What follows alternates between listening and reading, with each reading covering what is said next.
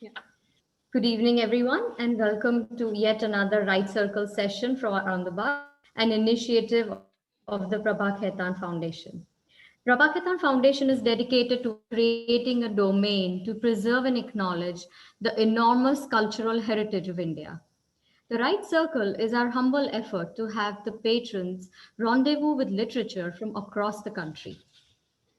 When everything had to be paused because of the pandemic, the foundation geared up its efforts to ensure that patrons are not deprived of their passion for music, literature, and culture and reformatted sessions to go virtual. Patrons can now tune in to various sessions from the sanctity of their homes and interact with multifarious personalities. The guest for today evening is Nidhi Dugar Kundalia, a young journalist and a graduate School of Arts, City University, London, whose work has featured in various national newspapers and magazines. She has written on socio-cultural issues, documenting human lives and their journeys through urban and rural settings, and over the years, created a small body of work on the outcast and the disregarded, living on the fringes of the society. Her first book, The Lost Generation, was a chronicle of 11 dying professionals. Nidhi's second book, White as Milk and Rice, was released days before the lockdown in March 2020. It weaves together prose, oral narratives, and Adivasi history to tell the stories of six remarkable tribals of India, reckoning with radical changes over the last century as they were thrown together and then apart in ways none of them fathomed. In conversation with her is Ehsas woman of Udaipur, Riddhima Doshi. I would like to request Riddhima Doshi to start the conversation and patrons to sit back, relax, and enjoy the conversation. Riddhima. Hi, thank you. Hi, Welcome to the session, Nidhi. thank you so much. We are Look totally, forward to this. yeah, we are totally enamored by this beautiful introduction, and we look forward to know more about you. So, Nidhi, what motivated you to venture from journalism to writing books? I was a journalist, and I was writing this column on dying professions for the magazine that I worked for in Calcutta. And I think it was one of the publishers. I don't know if I can name them now, but then they approached me to commission that column into a book. Somehow that deal did not work out, but then very quickly Penguin approached me again, and I realized that there's potential, so we signed up a book deal, and that's how the first book happened. And I'd never imagined that I'll be an author one day. I only pictured myself as a journalist, traveling and doing little stories. I'm not too ambitious as a person. I enjoy what I do, and that's about it. So that's how the first book happened. And why white is milk and rice? This was a couple of years ago when, as a journalist, I was in Bastar.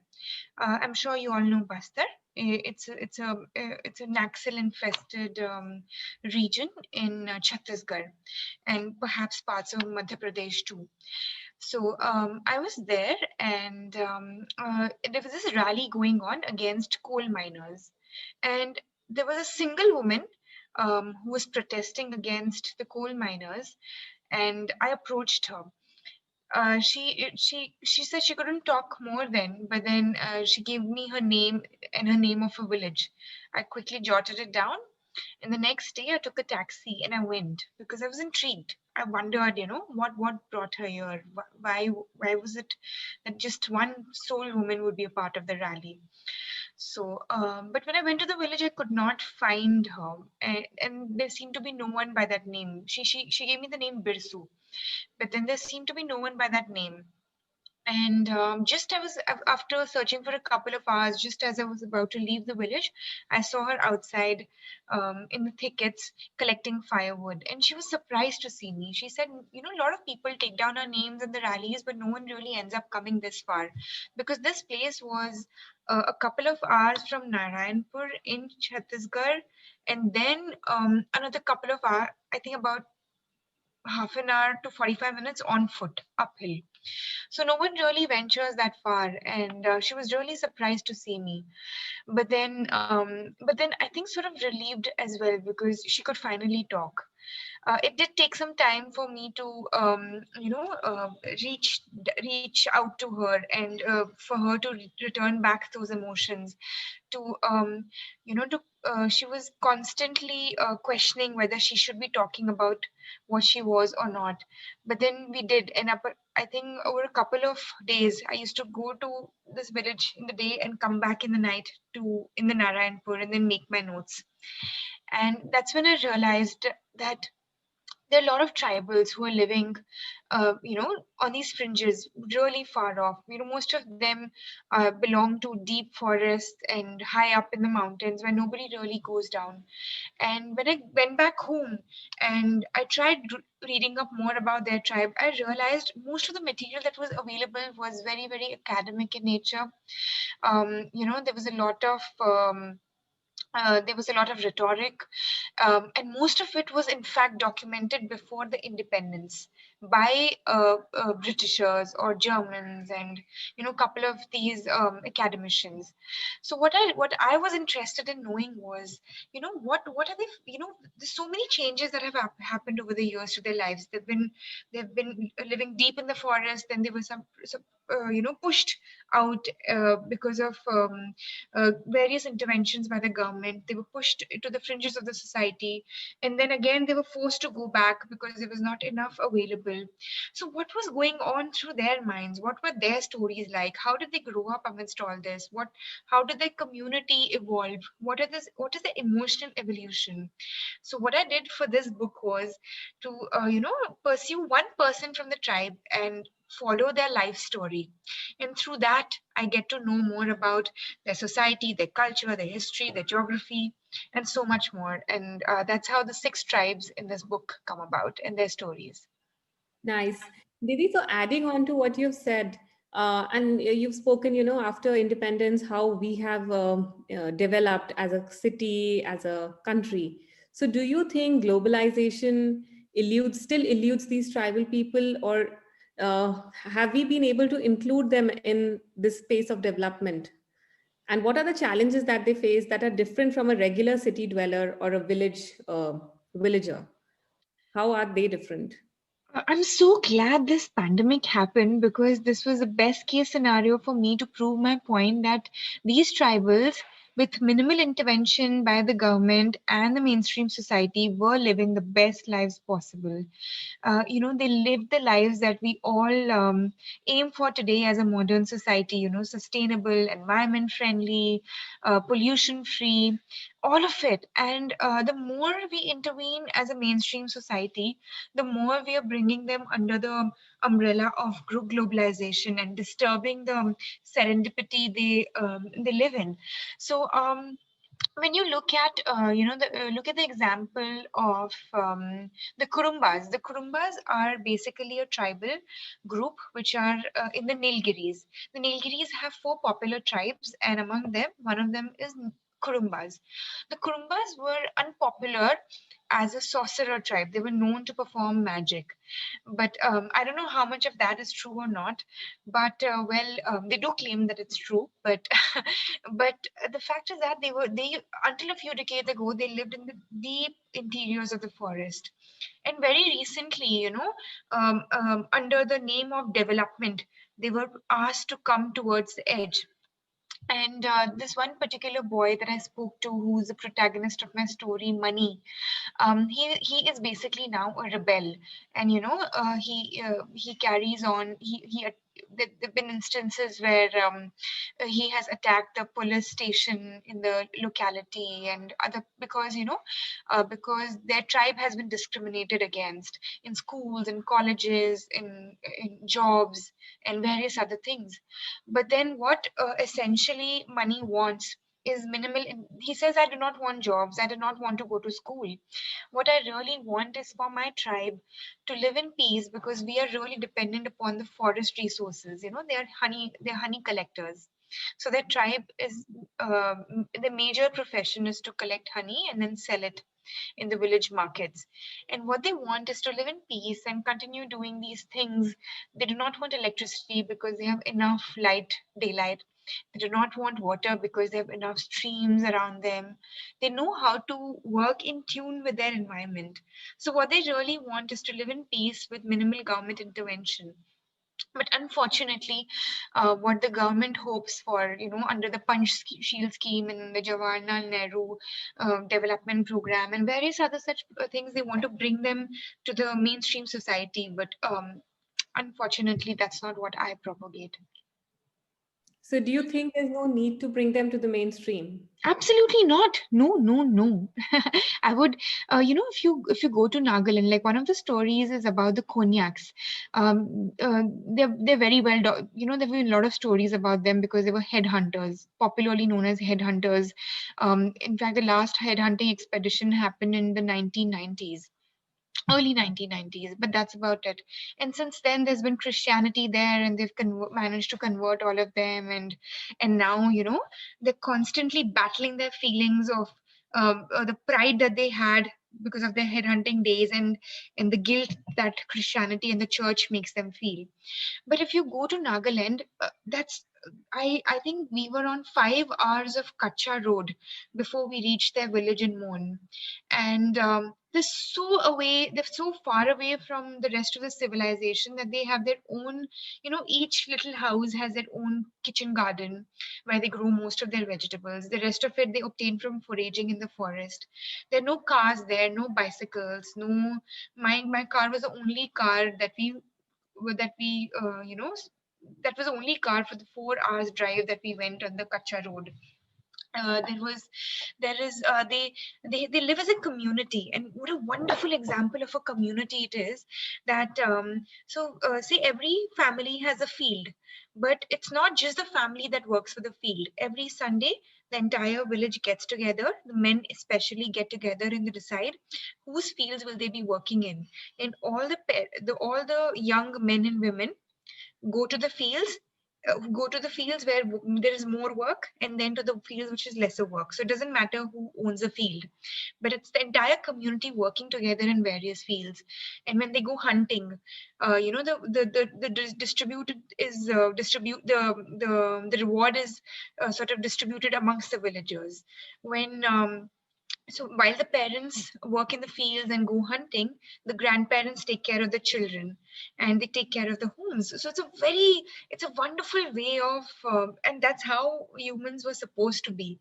And when you go there and you see the natural surroundings they live in, I mean, you really some wonder how did these cities come about, and why why did they happen? I mean, it's a perfect example of harmony. How Yeah. every Yes, true. Yes, true. But Nidhi, how difficult was it to communicate with them, given the challenge of understanding their language? And also, were they very apprehensive about sharing information with you? Did they thought you were an outsider, or were they apprehensive in sharing information, or were they very friendly and open? So this is one time that being a woman worked in favor of me, but then because a lot of them still come from patriarchal societies. A lot of these tribal communities, and it's like, yaar, ye aurat hai, kya to kar legi. That's sort of an attitude that most of these people have. So they opened up. They felt a lot less vulnerable around me. And the technique that I use when I speak to people who have never been exposed to media before is that I do not bombard them with questions. I just soak in the surroundings, have meals with them, have chai, let couple of days pass, and then see where the weak links are, see what topics do they feel the most vulnerable about, and then I start discussing them. And most of the times, they're just bursting at the seams to talk about these issues. When you look at the example of Hunkar was a member of the Kanjar society. The Kanjars were basically gangsters. They've been looting generations after generations, and they live They are nomads, so they move from village to village, and what the women go into the villages on the pretext of selling goods and scan the houses and the entrances and the exits, and then they go back to the men and tell them, and the men have an amazingly detailed, in fact they have an oral sort of a rule book which they follow to loot these homes, so how to enter noiselessly. They use lizards and dogs to get into homes. They use the lizards to see where the cracks and crevices are. They use the dogs to sniff. So they have an amazing technique of entering into the homes noiselessly, and they have amazing medicines which they give to their victims, and then which makes them sleep soundlessly through the night. And if required, they also kill them. If say, someone has disturbed them, then that's it. So to speak to such people, for them to for lot of them, but although now most of them, especially the person I spoke to, has surrendered before the police, and he we are to assume that he no longer commits these crimes.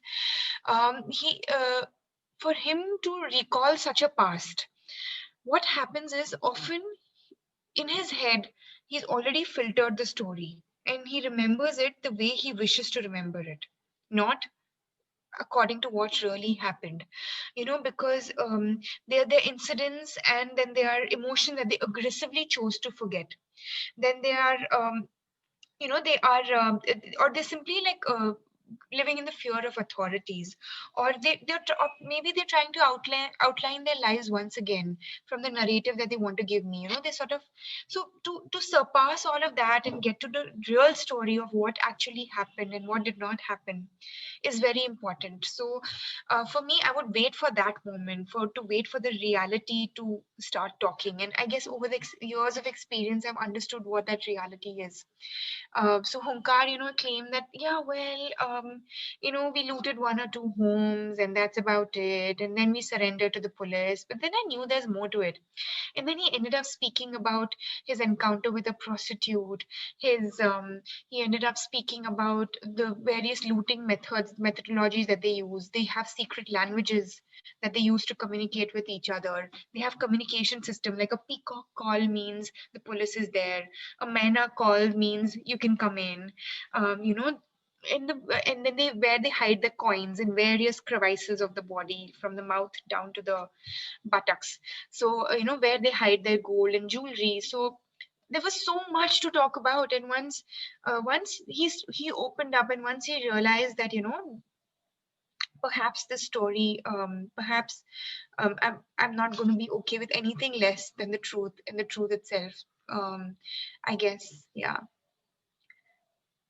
Nidhi, somewhere in the book, you've also mentioned that, they are very advanced medically. They've done a lot of medical research into a number of Ayurvedic medicines, but Yeah. for some reason, they haven't opened up to us, or share the knowledge with us regarding these. What are Yeah. your thoughts on this? So, especially in the case of Kurumbas, who are the so-called sorcerers of Nilgiris, they apparently have an extensive knowledge, and they also claim to have a cure to AIDS. But then they're extremely secretive. Firstly, most of these tribals are very, very community bound. For them, the loyalty to their community is paramount, and then comes everything else.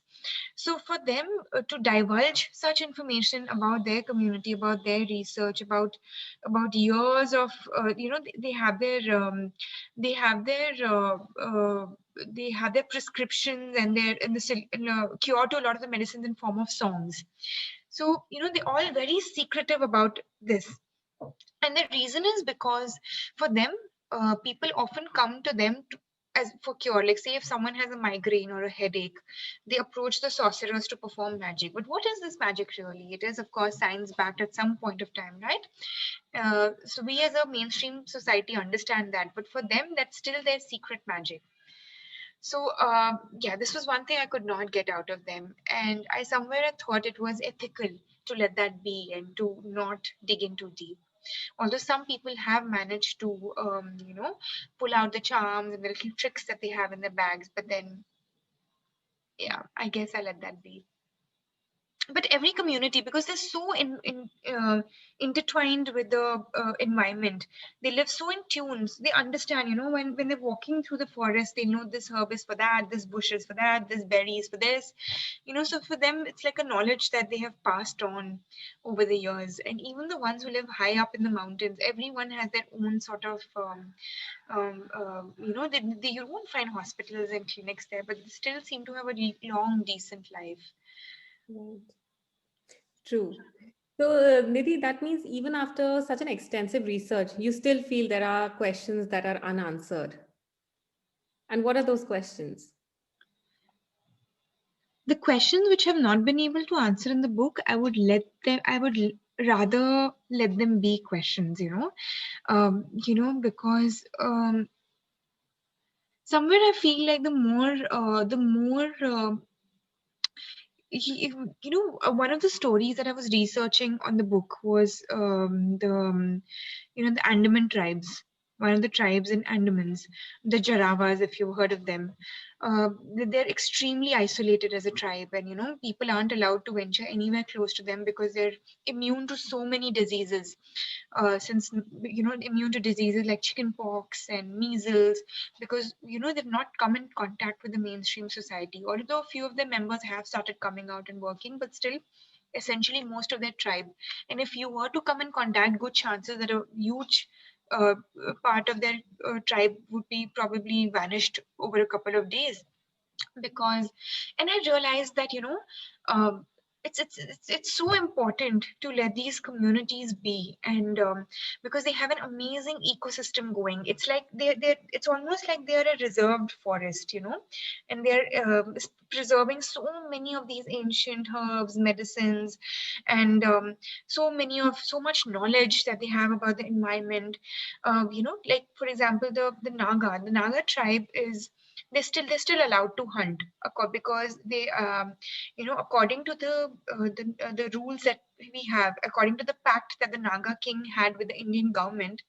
The Indian government it's all Nagaland is almost like a self-ruling state, so they make their own rules and regulations, and for them hunting is a very, very important part of their culture. So there's so much knowledge they have about hunting, how to find the right animal, where, how, and they're really into the big game, the yaks, the panthers, the leopards, the big, so all of these. But then it's important to let that information be, because the more we dig out from as a mainstream society, the more vulnerable they are. The more people want to intervene and get more out of them. So at some point, the questions which I would want answered is, for me, if you noticed, if you've read any of the stories, you'll realize I'm really, um, I'm really intrigued by the emotional evolution of the tribe, the kind of relationships that they've developed over the years. Like one of the tribes that I talk about, which the Marias of Bastar, so they used to perform, they still do, they perform adolescent sex before marriages in these in the little in these halls, in the dormitories that they have consigned. So all the young adults get together in the evening, they choose their partners and they sleep with them, and nobody is allowed to sleep with these partners for more than 3 days. And you still don't have any cases of AIDS or any sexually transmitted diseases there. When I spoke to Birsu, when she recalled, but I could only get that much out of her. But when she recalled her time at the Ghotul, which is what these dormitories are called, she said, like, I'm so glad I'm done with the Ghotul, and I wouldn't want that life for my child. And when I asked her why, she said, because, for a 10-year-old to be touched by a man, especially in the form of an intercourse, is extremely traumatic. So what we consider as a liberalized society, for them that's just trauma, which they would want to, which she was absolutely scared. Her mother forced her to go to the Gotul ultimately, because it was such a big part of their culture. But when she wants to choose a life for her daughter, because most of the daughters who go to schools end up becoming Naxalites. So if she had to choose between being a Naxal for her daughter or life in a Gotul, which we consider as a liberalized society, she would still choose her daughter to become a Naxalite than go to a Gotul. So I record her life cycle and as a story. So most of my stories read as fiction when they're essentially non-fiction. Nice. So, Nidhi, let's talk about your writing style. You have a very unconventional and a very unique style of writing. What do you have to say about that? This is a style I developed because most of the study, like even my first book, The Lost Generation, which talks about the dying professions, and then my second book, The White is American Rice, which are stories of India's isolated tribes. So both of them deal with content that's very academic in nature. When you're talking about Indian tribals, when you're talking about history, so there's a lot of history involved here. But at the same time, it was very important for me to get people's emotions, what they feel, how are they dealing with these changes. So the style that I developed was to talk about that community. So say if I'm talking about a specific tribal, I just speak to one person of the tribe, and through her life story. So while I'm writing down her life story as of which reads like fiction, which reads like story, I talk about this tribe's larger problems, like the society, the culture, the globalization effect that they had on their lives, the geography, and environment, and various other things. So for me, through her story and through prose, through her narration, through that interview, I explore these concepts, gender, and a lot of other things. So this style is popularly known as narrative nonfiction. Oh, nice. That's quite different because we've heard of narrative and we've heard of nonfiction, but it's you've Yeah, combined. yeah. And I do the same thing with my first book, that I speak of one professional, one street dentist, or one Rudali, or one of them, and through their life story, we learn more about the profession. Why did it die? What happened in the future? This that. But it's intriguing because you're reading about a person here, about a human. So now let's come to the other book, The Lost Generation, chronicling India's dying professions. So Yeah. in this book, you take us through some bizarre professions of our ancestors that have been lost with the winds of time. So from the street dentist to the hauntingly beautiful Rudalis, which of these professions do you find most intriguing and why?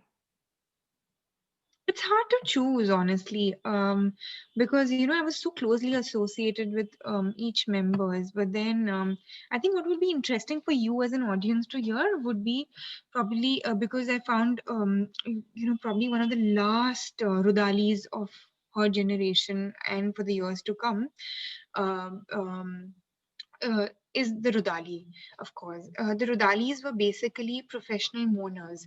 So essentially, what used to happen was that when these high caste Rajputs, when they married, uh, the wife would bring along her coterie of servants along, and the young girls were known as the Rudalis, and what the Raugi is what the popular caste term is. So these Daraugis used to help the woman out and help her raise her children, but she also acted as a concubine, like as a mistress to her husband. And when she would have children with such a husband, her children would belong to this caste known as the Daraugas and the Daraugis, and these they acted as Rudalis. So when the Thakur died, or when any male member of the family died, the women weren't allowed to be loud and express their emotions in public, and essentially they were also in gungats, which these Rajasthani women wear. So the Rudalis come from the Rajasthan, Punjab, Haryana belt. So they would be in gungat. So they weren't allowed to express their emotions. So the Rudalis would be the one mourning for them, beating their chest and wailing and crying loudly. The louder you cried, the higher caste the profession, higher caste the Thakur was, or the richer he was.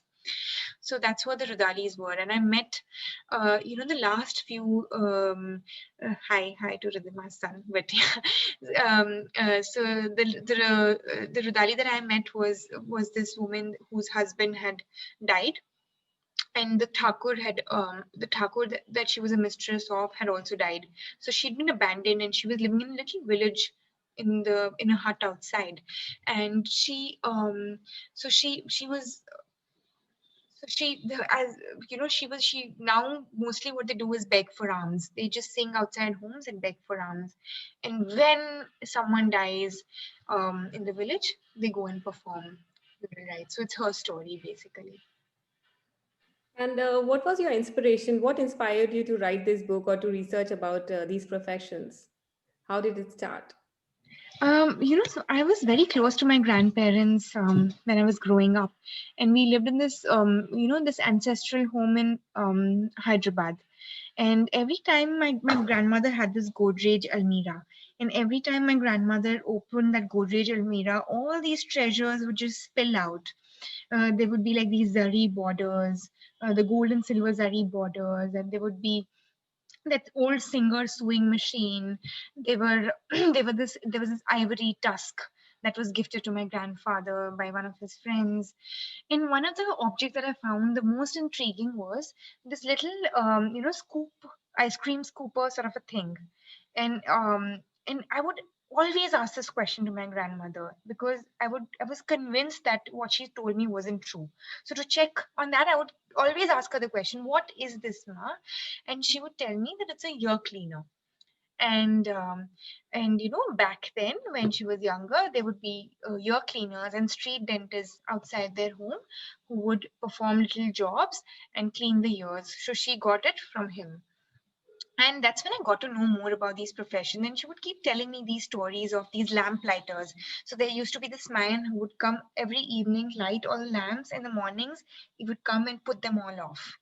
Then there were these rat catchers, and she was the one who told me about the Rudalis and the Daraugis that she had seen in some of her family members' homes. So I was extremely intrigued. And when I moved to Calcutta, in Calcutta, that cosmetic layer that exists in what's happening in the because in most of these cities you don't realize, like say for example chicken is being culled in Calcutta, you'll see the chicken culling, the defeathering, the cooking and the dish. But in other cities there's this cosmetic layer, so you only see the beautifully dressed chicken on your table and none of the other things.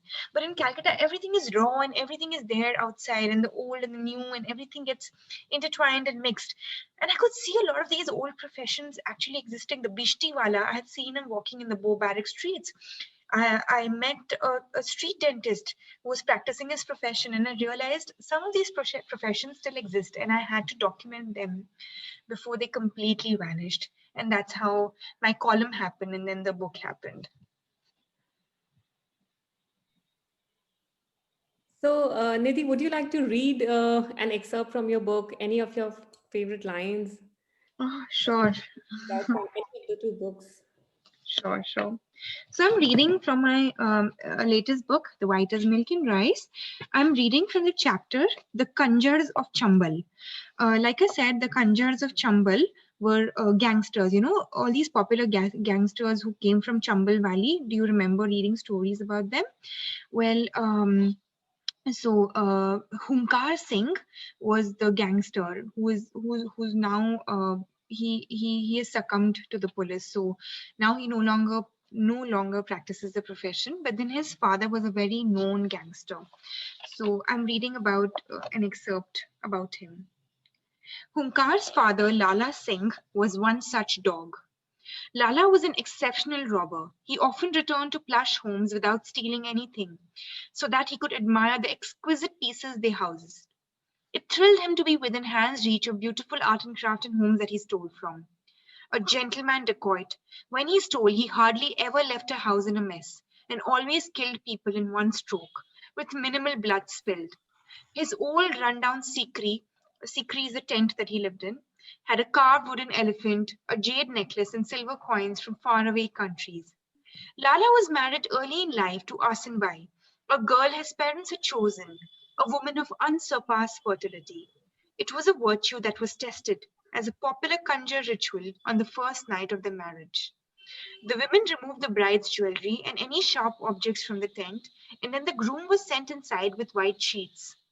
While the marriage was being consummated in the tarpaulin tents, the elders stood outside.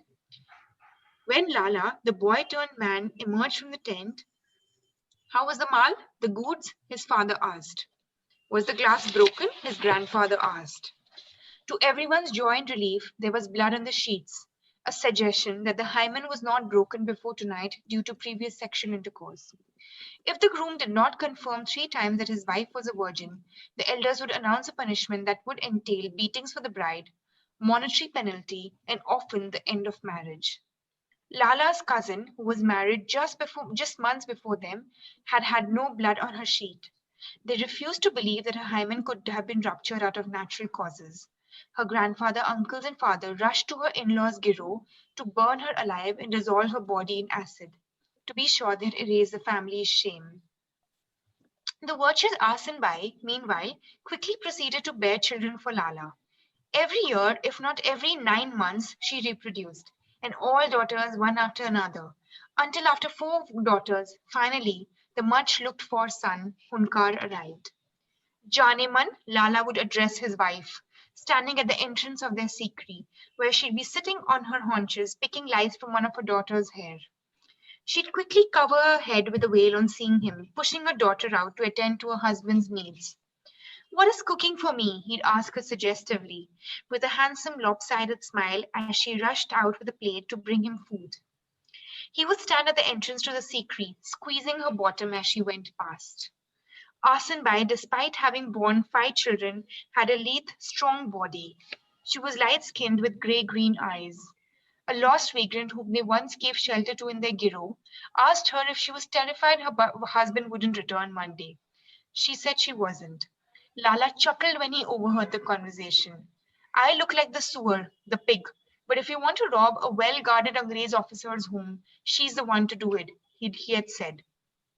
She hid with him in the jungles where scorpions and snakes crawled into their tents, often working out of bunkers beneath their homes where they hid all the loot. After Hunkar and his gang looted the jewelry, she wore it and took another direction back home.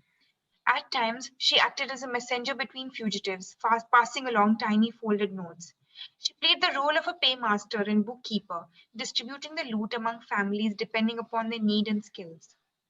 Once, in a meeting, their gang discussed the death of a member who was killed by the villagers. The men proposed killing the sarpanch. Then Asanbai spoke up from behind a veil.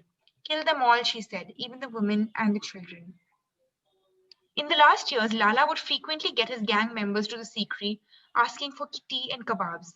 As if the delay would mean an expression of dissent, she would not blow on the wood to quicken the heating. And when Lala would see her sitting idle before the fire, he would beat her up. Apart from 1 or 2 occasions, Lala did not abuse her. He spat at her, shoved her, tried to break everything in the Sikri.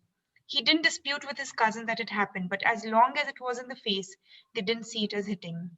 Lala was bright, resourceful, daring. When he moved from his commune from jungle to jungle, he was always in disguise. He had a collection of fake noses and teeth. When police and villagers caught up with him, he'd disappear into the bushes and step out in a demure ghagra with bottles of spiked liqueur. Lala was made of fallacies and ferocity, and above all, of ego. Under his leadership, hundreds of homes were looted by his giro. Many travelers stripped bare of their tiniest belongings. More than often, he distributed the extras among the poor villagers who close to the giro. A master of his lathi, he was also fast with his fists, always ready to pummel people to unconsciousness or to death. In a gory retelling, a whole family from his giro was once put to death for leaking his whereabouts to the police. That was Lala. Thank you, Nidhi. That was so interesting. Now we are like super excited to read the book. Hope so. Totally. Nidhi, what is the future work? Your next book, what is it going to be on? Well, I've been asked to convert this book into a book for young adults between 10 to 14 years old. So that's what I'm working on. And along with that, I'm working on another narrative nonfiction book, which I'm not allowed to disclose details about. Nice. So Nidhi, before we open up the session for the audience, here's a quick round of rapid fire. Okay. So my first question, if you were to be stuck on an island with just one book, which book would that be? Half as Half of a Yellow Sun by Chimamanda Ngozi Adichie, undoubtedly. Okay, fiction or non-fiction, what interests you more? Non-fiction uh, and fiction, narrative non-fiction, Truman Capote, etc. Okay. Who's your favorite author except yourself? Um, Indian authors, I like V.S. Naipaul and Chimala Ngozi Adichie, of course, Tishani Doshi, and I'm a big fan of Margaret Atwood. Nice. You Which know, city, I like authors with which have an activism related role also in their life. You know, writing for a reason. which city intrigues you most if you were to write on one? Calcutta Of course, had to be. had to be Journalism or writing? What do you enjoy more? journalism. Nice. So now we would like to open up the session for our audience, and let us see who is. There are a couple of people raising their hands. So I would invite Anandita to announce the name. Reema Shah, can you please unmute yourself?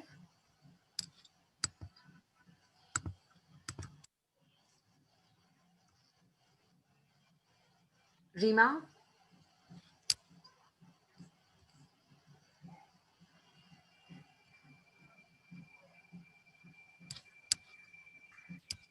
I don't I think so. don't think she has a question.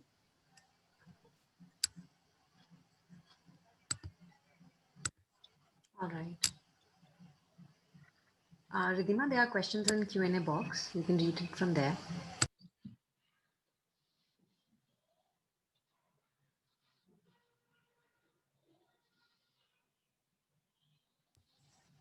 You are on mute. Shanidhi, you can ask the question. That's your question you've written on the Q&A box. If you unmute Okay. yourself. Yeah, so my question was, while I understand what you were saying, that, integration is not necessarily required, Nidhi, but don't you think, at least as far as education is concerned, if they are isolated, they will be deprived of education, which is very important in this day and age? Uh, this was a question that I was constantly battling about, because ultimately, well, what does the future hold for them? But then, that's a question I asked myself. What is education ultimately? It is knowing about what education is an amalgamation of language, of mathematical sciences, of various other sciences. It's about history and geography, which they're learning in their everyday lives, anyways. So, why is it important to go to a school and get a degree? Because the kind of lives that they're living, ultimately, it's to improve your standard of living. And well, I think they do have the best standard of living when you compare it to our lives. I mean, while we were stuck in our homes in the pandemic, they were breathing free, open, clean air, and they were eating the freshest food, freshly foraged food. They could travel wherever they wished to. They were fit, they were healthy, they had access to local, and at the same time, so why is it necessary to blend in? Why is it necessary? It's so important because that's the only way they can maintain an identity, and we can maintain their culture. The more you try to bring them, because there has to be, this is the most natural consequence. The more you try to bring them into the mainstream society, the greater loss there is to their culture, and there is no two ways about it. Right. Thank you. Thank you, Nidhi. So Nidhi, the next question is from Keshav Bhatia. He Right. says that how can I start to write? Any workshops you advise one could attend? I personally think I personally think writing, I have never, been to a writing school, or I did not take up any arts courses except my master's in journalism, which was more of a networking medium. But I personally think you write because you have something to say. That is the most important thing. It's only if you have something to say will you be able to write. Number one. Number two, how to write. It is something that that you do get from a lot of reading. The more you read, the more you have words in your mouth which you can which spill out, you know.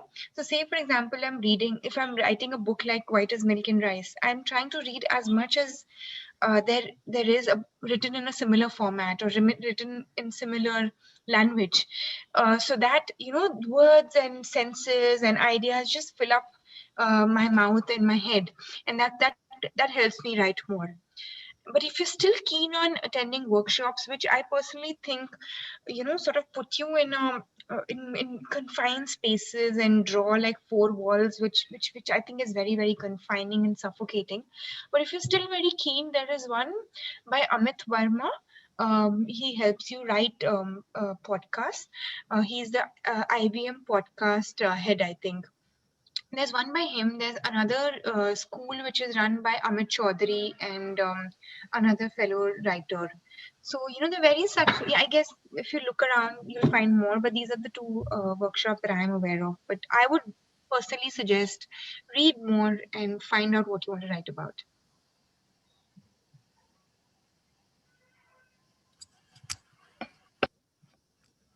So, should we take the next question? Yes, yes. I think Ridhima's video is frozen. Priyanshu, you have a question? Yeah, I have a question. So, Nidhi, lovely hearing about the whole stories of the tribal communities that you've been talking about. So, it reminded me of one of the courses that I'd taken back in school on Native American tribes.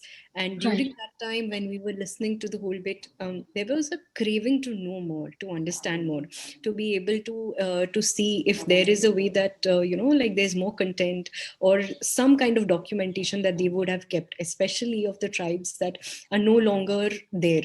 So Right.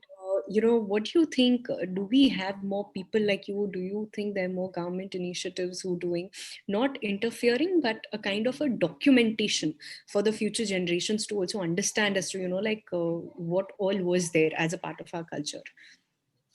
Right, there are a couple of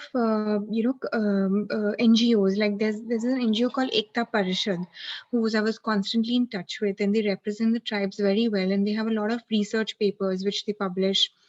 But again, like that's the lacuna I found. Now you have a lot of these writers, you have a lot of these academicians, but when it comes to personally interacting with these people and making it more people oriented than jargon oriented, I feel that's a big gap, and I really wish more people become a part of this tribe who are writing about these tribes.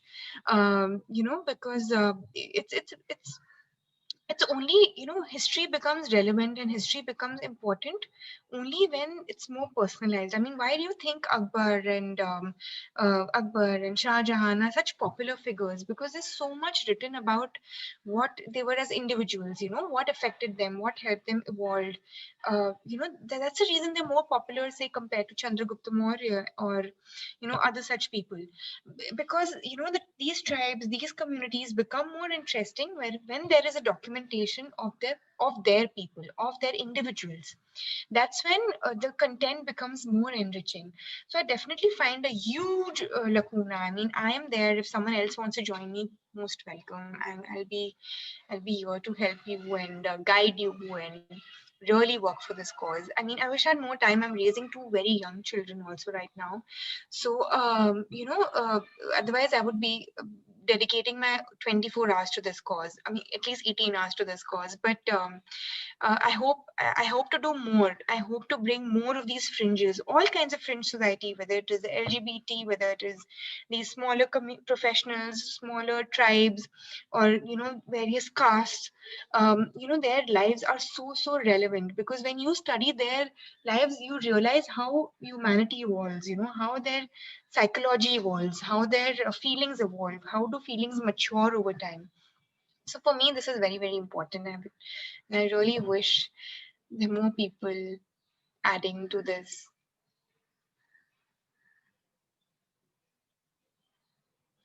I hope that answers your question, Priyanshi. Yes, absolutely. Thank you so much. And whenever you wish to come to Gujarat and document it, we're working with a lot of tribal communities here. Oh, lovely, lovely. Areas. Great, So great. happy to have their stories also documented. I would love to do that. I'll be in touch with you for that. Thanks. All right. So thank you so much. It has been like personally, I think it has rekindled my entire curiosity towards all of these tribes, and I'm really excited now to read your books. Thank you so much, Ridhima, for the Glad to wonderful hear that. moderation. Beautiful questions, truly loved, and I'm sure on behalf of all the participants right here, we had a lovely, lovely time.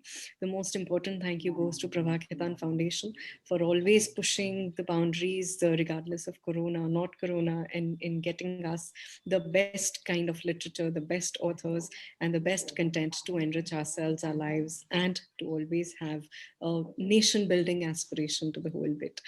Thank you so much, Nidhi. As I said, Thank you for so much for having me over. It's always, even my last sessions with the foundation, and then this one, I find the people who come over are truly interested in literature, and there is a reason why they're all together, and there's a reason, so and I do get a very interesting response even after the sessions get over. So thank you so much. Thanks for getting the right people to read, and taking the right literature to the right people again. I would also like to mention a big thank you to our media partners, Divya Bhaskar, to our hospitality partners, and the House of MG and Mangalbagh Gallery. Shanil out here is more than a hospitality partner. She's been there with us, ensuring that we do all the sessions in the best possible way. So thank you so much. And I would request all the participants right here, please send me a message. My cell number has been put here. Kindly send me your addresses. We'll be happy to send you a copy of the book. So you can, so that'll be on behalf of the foundation. So we'll be sending you the copies. And thank you so much to the team for always helping us out with all small and big questions. Enjoy reading, everyone. Keep reading, read more and more. Get your children to read. Thank you so much.